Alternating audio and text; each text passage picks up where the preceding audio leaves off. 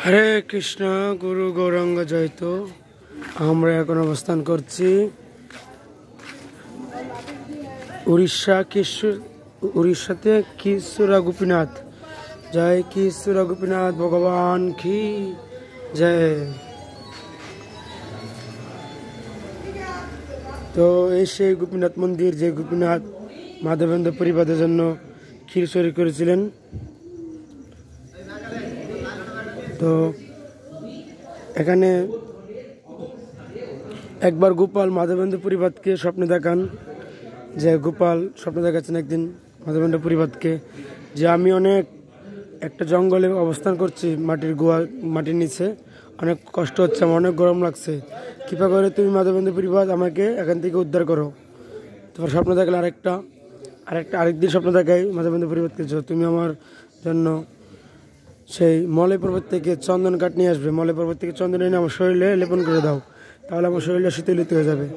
তারপর সে মাধবেন্দ্র পরিবার এদিক দিয়ে যাচ্ছিলেন, উড়িষ্যা দিয়ে মাধবেন্দ্র পরিবার মলয় পর্বতের কাছে। তো মলয় পর্বতে যাওয়ার পথে একদিন একটা রাত্রি হয়েছে, তো এখানে মাধবেন্দ্র পরিবার বিশ্রাম নিচ্ছিলেন, তো না খেয়ে বিশ্রাম নিচ্ছিলেন এখানে। তো সেই গোপীনাথ তার যে ক্ষীর ভোগ দিয়েছিল পূজারী রাতে, সেই ভোগের থেকে সেই গোপীনাথ তার ভোগের থেকে ক্ষীর চুরি করে, তো তার যে তার যেই উত্তরী সিপাই চুরি করে রেখে দেন ক্ষীর। তো সেই ক্ষীর রাত্রেবেলা সে মাধবেন্দ্র পরিবারকে দিয়ে আসেন, যে ভগবান নিজে সে ক্ষীর দিয়ে গেছেন, মাধবেন্দ্র পরিবার দিয়ে গেছে। মাধবেন্দ্র পরিবার সেই ক্ষীরটি আস্বাদন করেছিলেন, এবং কি সেই ক্ষীরে যে বান্ডটা রেখে দিয়েছিলেন, সেই মাটির বান্ডটাকে উনি ভেঙে ভেঙে টুকরো টুকরো করে খেতেন। চলুন দেখা যাক। গোপীনাথকে দেখানো যাবে না, মোবাইল অ্যালাউড না, চেষ্টা করবো দেখানোর জন্য।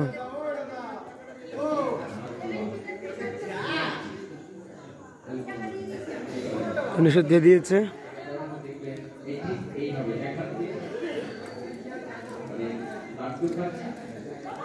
তোর পাশে আছেন মাধবেন্দ্র পরিবারের সমাধিস্থান।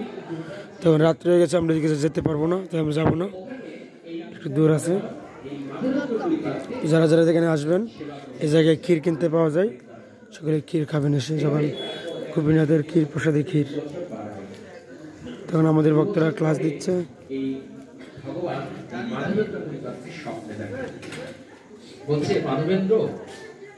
যদিও তুমি আমাকে সেই জঙ্গল থেকে, সেই পাথরের ভেতর থেকে আমাকে তুলে প্রতিষ্ঠা করে আমাকে স্নান করিয়েছো, দুগ্ধ দিয়েছো, কিন্তু তারপরেও না, দীর্ঘদিন এই পাথরের ভিতরে থেকে আমার শরীরের জ্বালা এখনো যাচ্ছে না।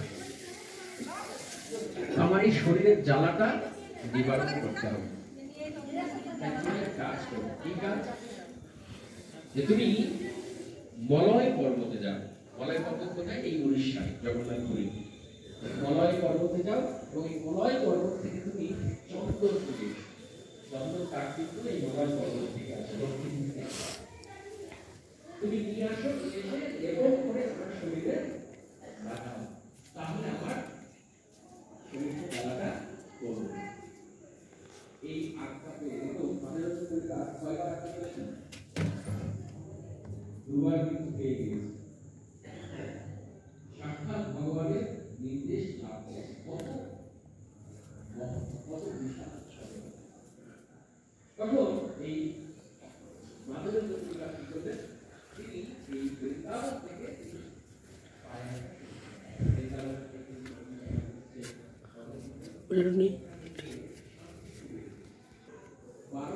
তো আসলে এখানে যে বিগ্রহটি রয়েছে, সেটা হচ্ছে রসিকানন্দ প্রভু বিগ্রহ।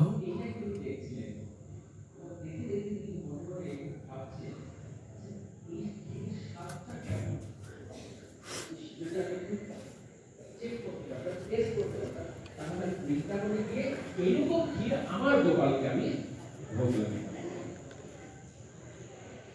এরকম মনে বাসনা তৈরি হয়েছে। যখনই এরকম বাসনা তৈরি